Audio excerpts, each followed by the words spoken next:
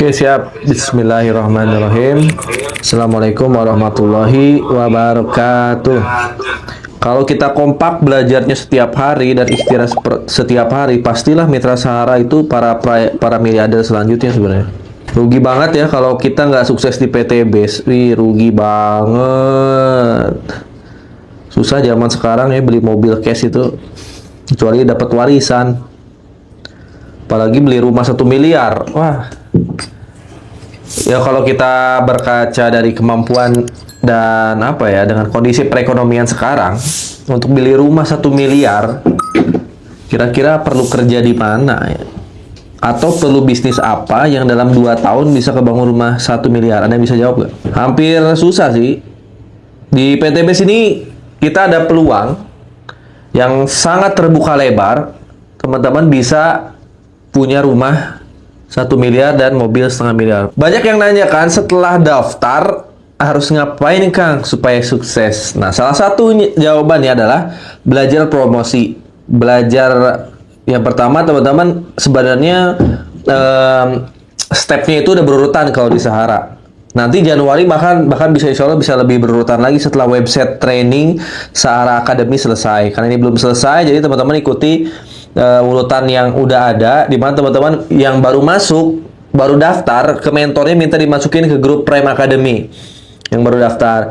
Terus teman-teman ikutan Zoom training berurutan mulai dari hari Senin. Hari Senin itu belajar Zoom training product knowledge. Teman-teman belajar gimana caranya menguasai produk ya. Karena dengan produk itu kita bisa mudah presentasi nanti baik online maupun offline. Yang kedua, teman-teman wajib ikuti Zoom training hari Selasa. Di mana di hari Selasa teman-teman Zoom training marketing plan nih yang baru-baru. Jadi berurutan ya dari produk ke marketing plan. Udah marketing plan, Zoom training Rabu mulailah Zoom training digital marketing, mulai dari belajar website promosi, belajar cara editing. Nah, Kamis ini Zoom training digital marketingnya, di mana teman-teman belajar media sosial sampai belajar beriklan. Di mana Kamis yang lalu kita belajar Facebook Ads ya, kalau nggak salah ya, Pak Hidayat ya. Nah, sekarang kita belajar TikTok, Snack Video, dan WA Bisnis. Mudah-mudahan para pematerinya udah siap nih. Kalau teman-teman semua pengen sukses di bisnis apapun, nih saya kasih tahu nih. Udah hadir semua belum ya? Kadang saya ngasih tahu di awal sama di akhir ya. Supaya kita semua bisa menjadi sesuatu gitu ya. Bukan menjadi orang di kalangan bawah. Teman-teman ngerasa nggak sih kalau teman-teman nggak berhasil? Ini coba dipahamin ya. Boleh dicatat ya. Kalau teman-teman sekarang nggak berusaha untuk berhasil, untuk sukses, kita itu besok hanya akan menjadi sapi perah orang lain. Ngerasa nggak? Kalau kita nggak berusaha untuk sukses, besok-besok kita itu hanya akan menjadi konsumen bagi orang-orang yang sibuk berbisnis. Jadi kita tuh kerja pagi, pulang malam. Setelah itu uangnya itu dipakai buat belanja. Ya, jadi yang suksesnya itu adalah orang-orang yang pinter ngomong, pinter berdagang, pinter menjual. Sisanya, ya kita hanya menjadi menjadi orang-orang yang disuruh kerja untuk membeli sesuatu, paham nggak? Kitanya yang capek kerja, ya emang kerja nggak salah, cuman kadang yang kayaknya orang-orang itu yang jago-jago bisnis, yang jago-jago dagang, kitanya hanya menjadi sapi perah tanpa tahu kita kapan berhasilnya. Misal teman-teman kerja pergi pagi, pulang sore, pulang malam, buka TikTok. Di TikTok ada yang jualan Ada yang jualan baju, nanti lebaran banyak tuh. Bulan suci Ramadan banyak yang jualan baju. Teman-teman udah kerja setahun aja uangnya habis langsung dipakai beliin baju. Bener nggak? Nah, yang kayaknya siapa? Pebisnis fashion.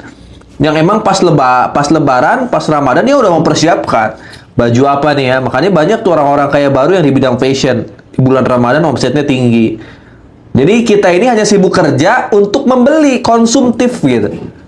Yang kayaknya siapa? Ya orang-orang itu yang mikirin besok mau bisnis apa nih, mau dagang apa nih, ke orang-orang yang konsumtif. Seperti teman-teman, seperti kita yang nggak pernah mikirin bisnis. Ya jangan sampai kita hanya menjadi sapi perah buat orang lain. Orang lain yang emang 1 langkah atau 10 langkah lebih maju daripada kita. Mereka tuh kadang nggak mikirin besok kerja apa. Bukan. Mereka tuh mikirin besok dagang apa nih. Besok menciptakan apa. Besok promosi apa. Supaya Anda beli gitu. Yang kasihan tuh yang karyawan sebenarnya. Ya kecuali kita menikmati itu gitu ya. Cuma kan kadang kasihan juga kalau jadi karyawan. Karena saya pernah jadi karyawan lama 6 tahun ya. Kita kerja berangkat pagi dimarahin bos gitu ya, gaji pas-pasan, kita termakan iklan ya, akhirnya beli sesuatu yang kadang nggak dibutuhkan. Kadang saya juga sering kayak gitu ya, beli sesuatu padahal udah datang mah nggak terlalu kepake gitu ya, karena kemakan iklan, uangnya ngalirnya ya kepada ya orang-orang yang jago iklan. Nah, saya nggak mau seperti itu. Makanya ketika ketemu PTBS, ini saya ada peluang menjadi seorang pebisnis yang ke depan mungkin akan terbuka bisnis-bisnis yang lain buat kita, karena nanti teman-teman di PTBS harus jadi sesuatu, bukan orang yang mencari sesuatu. Ini kata-katanya agak sulit nih. Ini pengalaman saya pribadi. Ya kalau teman-teman nih di PTBS harus menjadi sesuatu. Kalau pengen sukses nih ya, sukses jangka panjang, harus menjadi sesuatu, bukan orang yang mencari sesuatu. Karena kalau kita cuman sibuk mencari sesuatu, ya kita nggak akan jadi apa-apa. Misal, teman-teman udah daftar, yang difokusin tuh nyari orang, nyari closingan, nyari komisi. Maka teman-teman nggak akan jadi apa-apa, hanya mencari dapat itu. Value-nya nggak ada. Kalau teman-teman hanya sibuk mencari. Sama halnya seperti karyawan. Setiap karyawan, paham nggak? Kalau jadi karyawan tok, nggak mau mikir, nggak mau berkembang, itu hanya sibuk mencari gaji. Tapi besoknya akan jadi apa? Tetap jadi karyawan. Nah, di PTBS jangan seperti itu. Di Sahara jangan seperti itu. Jangan sibuk mencari orang, closingan, walaupun ujungnya emang ke situ, tapi jangan sibuk di situ di awal itu. Tapi sibuk mau menjadi apa gitu. Ketika teman-teman sibuk pengen menjadi apa, suatu saat teman-teman akan menjadi orang yang dicari. Paham nggak? Kalau kita sibuknya mencari sesuatu, kita nggak akan jadi apa-apa. Kita hanya berkutit di situ aja. Kalau teman-teman hanya besok sibuk mencari, besoknya lagi sibuk nyari. Sama seperti karyawan. Besok pergi pagi, pulang sore. Pergi pagi maksudnya hanya sibuk nyari gaji. Nggak mikirin nih, saya mau jadi apa. Nah, di PTBS, di Sahara, teman-teman harus mikir, besok saya mau jadi apa. Kalau teman-teman mikirin besok mau jadi apa nih, nanti Anda akan dicari orang. Kalau Anda cuma sibuk mencari, Anda nggak akan jadi apa-apa. Nggak akan jadi apa-apa. Hanya capek di perputaran mencari sesuatu. Nah, kalau teman-teman sibuk menjadi sesuatu, sibuk mau menjadi apa nanti, kelak Anda akan dicari-cari. Dicari apa? Dicari rezeki, dicari orang lain. Makanya ketika saya memulai bisnis ini, saya langsung yang saya pikirin, saya mau jadi apa nih? Saya bisa apa? Paham nggak? Jadi ketika saya bergabung di bisnis ini, yang saya pikirin bukan gimana caranya closing, tapi saya harus jadi apa? Saya harus bisa apa? Sehingga orang itu bisa nyari saya. Sehingga walaupun banyak, andaikan mitra PTBS banyak, tetap nyarinya saya gitu. Nah, itu yang saya pikirin dari awal daftar. Makanya waktu itu saya memilih membangun personal branding dibanding fokus beriklan. Walaupun saya awalnya main Google Ads dulu, main iklan. Tapi kalau main iklan, orang-orang nggak akan kenal saya. Kalau teman-teman hanya fokus bermain iklan, paham nggak? Anda hanya sibuk mencari komisi, mencari uang. Tapi Anda nggak akan menjadi apa-apa. Nah, kalau saya di awal, udah dapat motor, udah langsung, saya jadi apa nih? Oh iya, saya harus jadi orang yang paham digital marketing. Dan orang harus kenal saya gitu. Ketika saya menjadi Algian Saputra, langsung berubah kan? Nama saya kan Algian Saputra. Akhirnya saya branding Algian Saputra di YouTube. Akhirnya orang kenal saya Algian Saputra yang bisa sukses di PTBS, bisa dapat komisi, bisa dapat motor mobil hanya dengan online dari rumah. Gitu. Nah, ini yang saya branding. Nah, teman-teman harus menjadi sesuatu gitu. Makanya kenapa saya bikin training rutin Senin sampai Jumat, Sabtunya seminar, supaya teman-teman jadi sesuatu. Bukan sekedar daftar hanya menjadi konsumennya PTBS, hanya beli produk, udah gitu. Saya pengen teman-teman semua nguasain apa yang saya dan mentor-mentor Sarah kuasain. Kuncinya sampai bisa. Kang nggak bisa, belajar lagi. Kang nggak bisa, belajar lagi. Sampai bisa. Sampai Zoom training ini nggak ada lagi kelak mungkin. Selama Zoom training ini masih dibuat, teman-teman harus bisa. Apapun caranya, gimana pun caranya, saya nggak mau tahu, teman-teman harus bisa. Misal, saya udah tua, Kang, gaptek, nggak bisa-bisa. Kan bisa cari ide. Ajak anaknya, ya. Teman-teman, ajak suaminya, ajak istrinya untuk belajar. Saya nggak paham-paham nih, tolong dong, Dek. Mama tuh pengen sukses, Papa tuh pengen sukses. Ayolah, bantu Mama Papa sukses. Belajar bareng yuk, gitu. Kalau Ade bisa duluan, ajarin Mama, gitu. Kalau teman-teman suaminya nggak bisa, ajak istrinya. Kalau tetap nggak bisa, ajak tetangganya kalau perlu. Yang penting bisa. Itu teman-teman kan dikasih akal, kita cari akal tersebut, cari ide gimana caranya kita bisa. Kalaupun di Zoom nggak paham-paham, kan kita bisa ikutan kopdar. Nanti tanggal 22 ada kopdar. Ya, kalau kita mencari kekayaan aja nggak semangat, ya gimana caranya kita bisa ngasih warisan buat anak-anak kita gitu. Ya, masa sih padahal PTBS udah ngiming-ngimingi yang besar loh ya. Berapa coba nilai iming-iming di PTBS? Iming-iming yang real padahal 3,67 miliar sampai 113 miliar, itu besar loh iming-iming yang luar biasa. Saya ketika lihat itu udah mata tuh hijau gitu ya. Kalau ibarat bajak laut tuh udah tahu gitu, itu ada harta karun tuh di Pulau Irian. Ini saya di Jawa nih, saya dikasih tahu ada harta karun di Pulau Irian, dimana kalau kamu dapat harta karun itu bisa kaya kamu sama anak-anak kamu. Nah sama di PTBS pun, ini dikasih tahu nih ada 3, nih anehnya orang Indonesia, udah dikasih tahu nih ada 3,67 miliar sampai 113 miliar, nggak diperjuangkan. Tapi di perusahaan dikasih tahu ini gajinya 3 sampai 5 juta ya. Berani kerja sampai malam. Nyari sip-sipan. Padahal udah tahu teman-teman, nanti umur 50 tahun mau kemana. Saya nggak tahu, Kang. Tanya aja orang yang udah kerja di perusahaan tersebut. Yang udah 50 tahun pensiun dapat apa? Dikasih rumah nggak? Tanya. Kalau teman-teman nggak percaya, teman yang masih jadi karyawan, tanya senior teman-teman. Kalau udah 50 tahun kita gimana nih? Kalau kita udah pensiun, kita dikasih apa sama perusahaan? Coba tanya. Ya, teman-teman harus kita pakai nih akal ini untuk masa depan keluarga kita gitu. Bukan sekedar buat nyari apa besok nih, makan apa besok. Kan kita dikasih akal nih untuk berpikir. Ya kita harus mikir mulai jadi apa nanti kalau saya pensiun. Kenapa saya paham ya? Karena saya udah banyak ngobrol sama teman-teman saya dari zaman karyawan ya. Saya ngobrol juga sama para senior yang udah pensiun. Sampai sekarang juga saya bisa ngecek loh teman-teman yang pensiun ya. Yang cerita ke saya juga kan banyak orang-orang yang udah pensiun 50 tahun ya dapat gajinya nggak nyampe 10%. Yang misalnya gaji 10 juta atau jadi 2 juta, jadi 1 juta kan cuma cukup buat makan. Ya iya yang digaji, ada juga yang pensiun cuma dikasih 100 juta. Udah habis nggak dapat apa-apa lagi. Emang ketika kita pensiun 50 tahun dikasih 100 juta bisa bisnis? Nggak bisa. Nggak bisa. Ya, umur 30 tahun ke atas relasi kita makin sedikit. Teman kita makin sedikit. Kalau nggak percaya teman-teman, coba cek. Umur 30 tahun ke atas, teman Anda makin sedikit. Walaupun ada, nggak bisa diajak main nongkrong kayak umur teman-teman 20 tahun ke bawah. Apalagi umur 50 tahun. Teman-teman pasti bingung mau bisnis apa. Yang ada, uang itu akan habis dipakai konsumtif. Banyak para pensiunan itu ketika dapat 100 juta, 200 juta itu dipakai beli motor, pakai beli mobil. Nanti niatnya mau dipakai bisnis ini, padahal nggak akan jalan. Ujung-ujungnya habis uangnya. Ujung-ujungnya mintalah ke anak-anaknya. Uangnya habis gitu aja. Karena uang itu ketika dipegang, itu udah pengen keluar gitu ya. Otak kita tuh udah konsumtif. Pasti beli sesuatu yang konsumtif. Makanya susah ketika bisnis konvensional itu. Beda halnya dengan di PTBS, kita mencari poin. Poin itu tersimpan, nggak akan mungkin dipakai. Walaupun di PTBS ada komisi harian, mingguan, bulanan. Tapi yang kerennya ada poin yang tanpa riset. Keren itu ada poin yang tanpa riset yang nggak bisa kita pakai sebelum tembus capaian New Ambassador, Star, Big, Luxury. Ini yang saya nggak akan pernah lepas dari PTBS.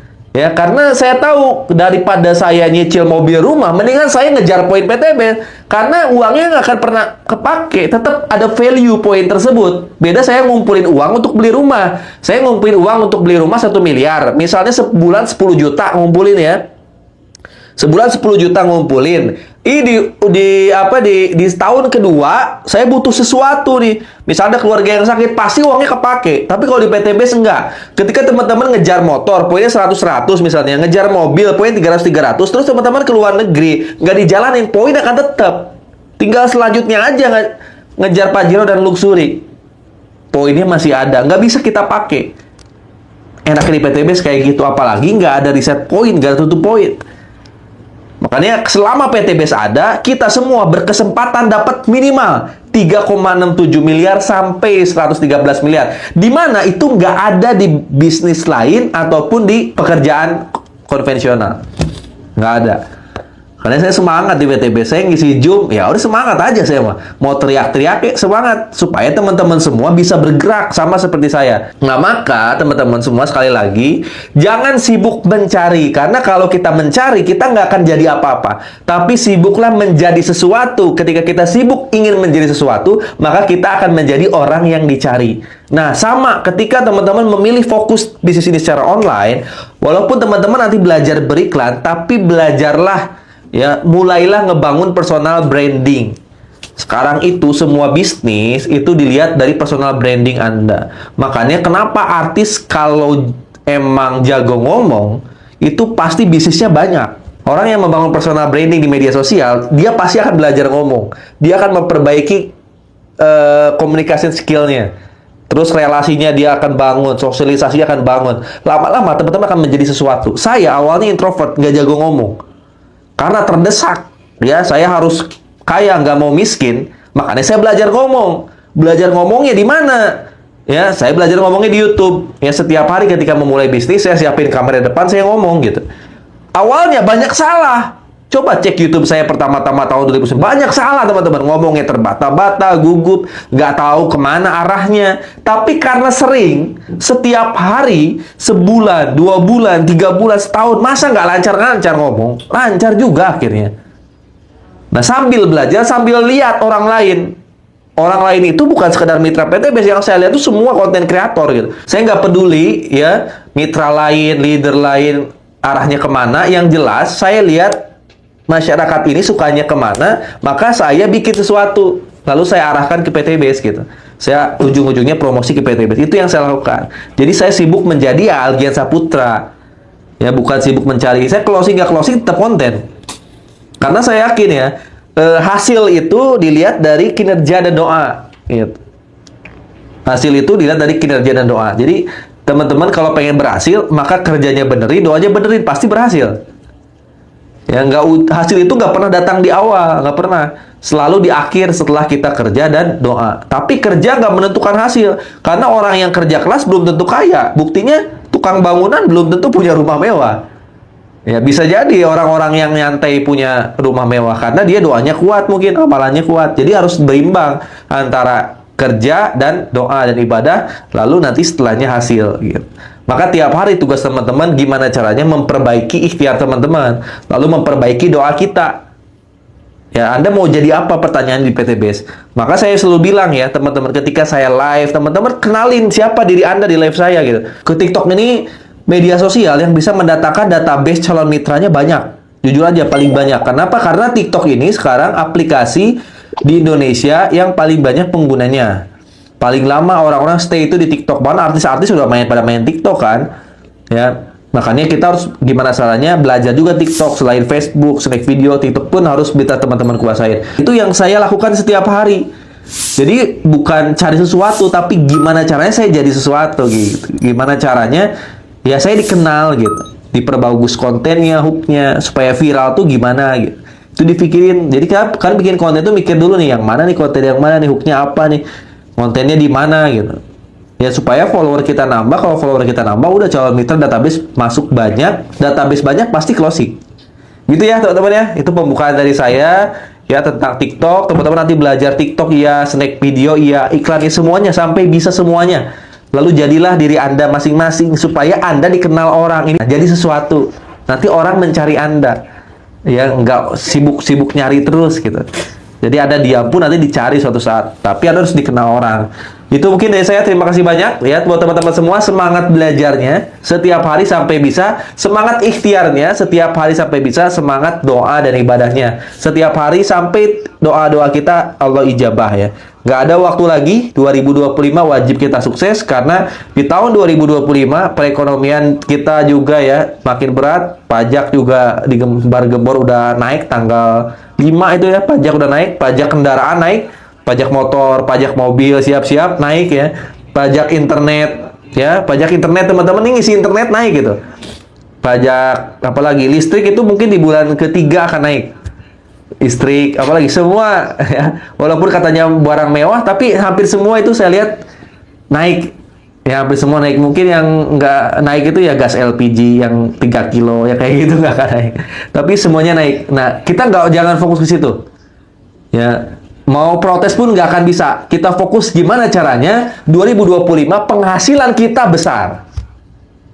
Omset kita besar, penghasilan kita besar, aset kita banyak dapat dari PTBS. Maka ketika penghasilan kita naiknya 100 kali lipat, pajak naik 1%, itu nggak ada apa-apanya. Ya, tugas teman-teman jangan pernah mikirin masalah yang ada besok. Tapi gimana caranya kita bisa ngatasi masalah tersebut ya dengan cara kita punya sumber rezeki yang besar.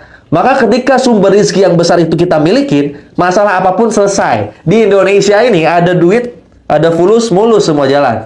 Ya, maka fulusnya diperbesar. Yang penting halal, yang penting berkah, fulusnya banyakin 2025, maka masalah apapun beres. Ya, istri malah duit banyak, kasih duit dikit, beres. Siapapun yang lagi marah sama kita, kasih duit, beres. Makanya teman-teman harus punya duit yang banyak buat berbagi ke sebanyak-banyaknya orang. Itu aja dari saya. Terima kasih banyak buat teman-teman semua. Saya doain yang lagi, mudah-mudahan Allah ijabah semua doanya, bisa lunas hutang dan ribanya di tahun 2025.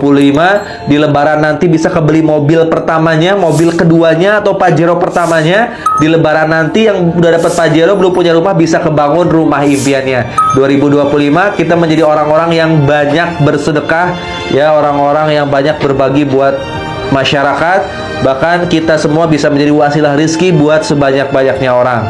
Allahumma sholli ala sayyidina Muhammad wa ala sayyidina Muhammad. Terima kasih banyak. Wassalamualaikum warahmatullahi wabarakatuh.